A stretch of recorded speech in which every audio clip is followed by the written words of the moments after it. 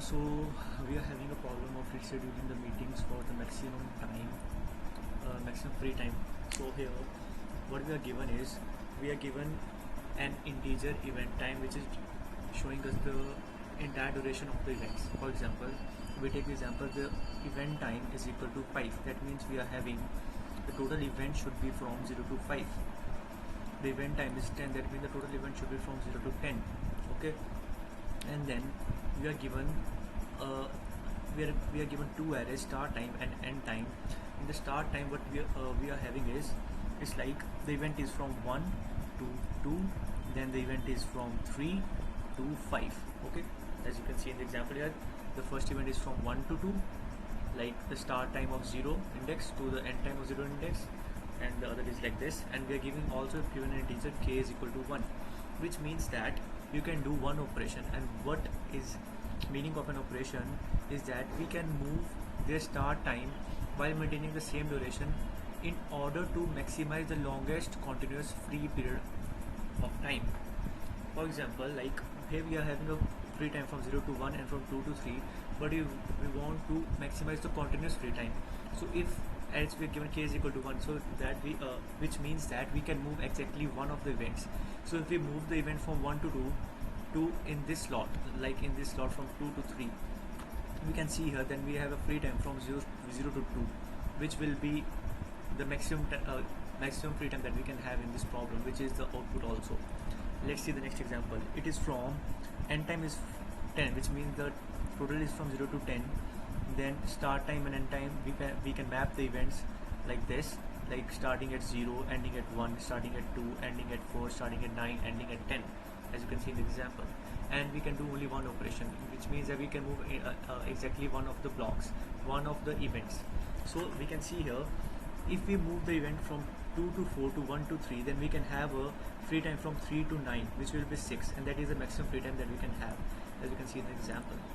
So the first intuition of this problem is that we want to analyze the gaps between the events. You know, like we want to maximize the gap, continuous gap. So firstly, I should be having gaps. So what we are doing here, we are finding a gap array, and we are initializing it with n plus 1, because first we have to take the gap from the initial starting event. We have to take the gap from the initial starting event and also at the ending event. That's why we have taken n plus 1. And gap of 0 is equal to start time. We can also do minus 0, but it does not mean anything, so start time. And then we have initialized for I is equal to 1 to I less than n. Like what is the first gap? The first gap that we can get is from start time of index 1 minus end time of index 0. So that's why we have written I is equal to 1, and first gap is from start time I minus end time I minus 1, and we are putting it in the gaps array. And the last gap that we can have is from the last event time, that is 10, minus the ending time of the last event that we are given.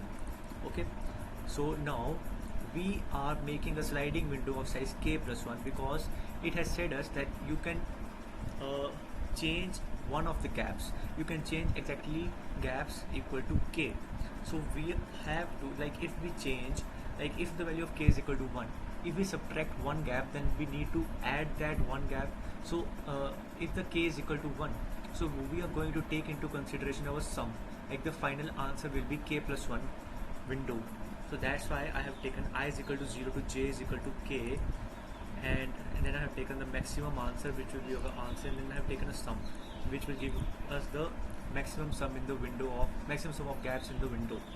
And then I have found the initial value for the sum, like if we start from w is equal to I, which is 0, to w is equal to j, which is k. Like if we go from, in the gaps area, we go from 0 to k, what we are having sum is equal to this, and then initializing the maximum output with this.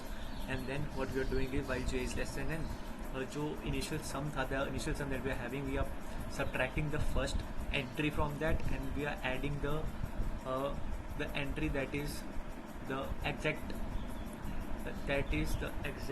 in front of it, like the exact new one. Like we are doing first we are doing for J++,